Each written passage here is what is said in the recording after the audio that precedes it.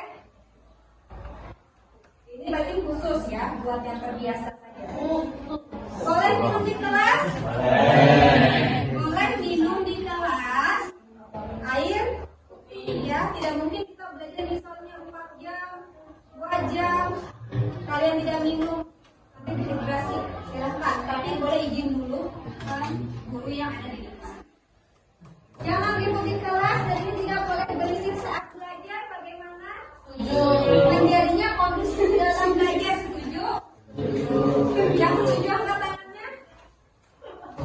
Oke, semua setuju. Jadi diingat, ketika belajar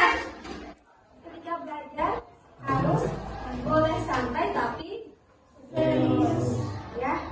Sambil tertawa, diatur tertawanya, tarik teling, ya, jangan sampai mengganggu teman yang lain, ya, bisa ya? Oke, selanjutnya boleh makan di kelas. Kira-kira ini bagaimana nih?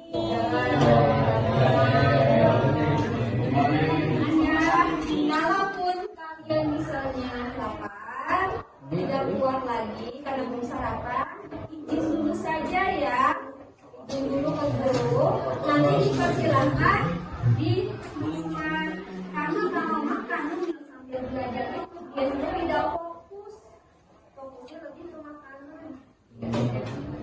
Jadi setuju kalau misalnya tidak dimasukkan? Yang terakhir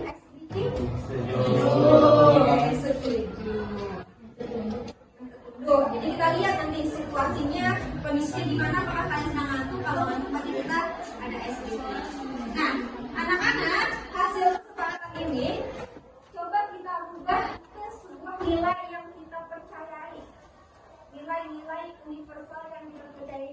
Contohnya nih ya, ada saling menghormati, ada kejujuran, ada disiplin, ada tanggung jawab, dan masih banyak lagi yang lain. Nah, kalau begitu, membuang sampah pada tempatnya kira-kira keyakinannya apa? Tanggung jawab.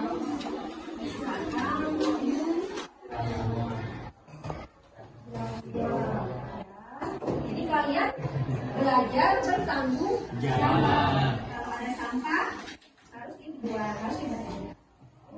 Selanjutnya, menjaga tutur kata. Disiplin. Selain disiplin, saling menghormati.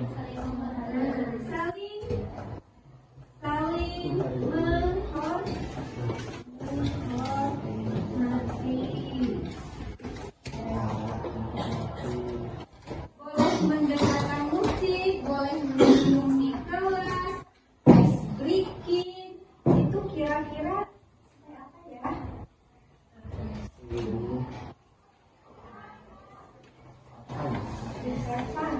Jadi belajar yang menyenangkan. Yang satu lagi terakhir, kondisi dalam belajar masuk ke disiplin. Nah, berarti ini ya kesepakatan kelas kita. Nanti tolong ditulis, boleh di dinding kelas, boleh juga yang gampang di grup mata pelajaran ibu dimasukkan supaya kalian ingat apa saja yang boleh kita, apa saja yang dapat kita lakukan, dan apa saja yang kita yakini. Berarti kita harus yang pertama, keyakinannya kalian harus memiliki dari dalam dirinya ada rasa tanggung jawab. Yang kedua harus saling menghormati. Dan yang ketiga disiplin. Oke, sampai di sini dapat dipahami ya keyakinan kelas kita ya. Dapat disetujui? Setuju semua? Kita ketok palu kalau setuju. Bareng-bareng semua ya. 1, 2, 3. Oke, tepuk tangan.